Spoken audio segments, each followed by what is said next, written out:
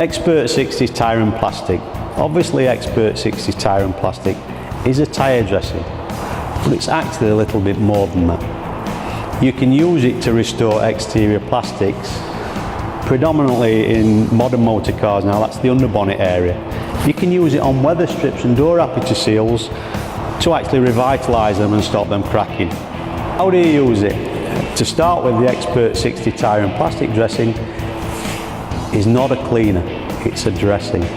So whatever you're going to apply it to, it should already be pre-cleaned. Tyre and plastic can be applied to wet or dry tyres, so let's do it.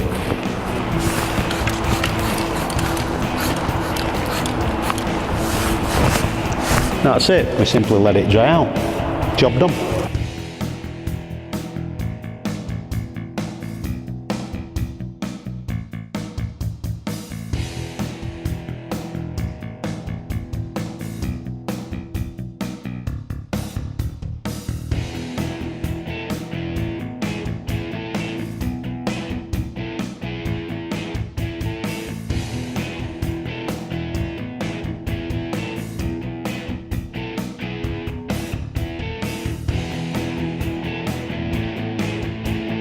Xpert 60 tyre and plastic, job done.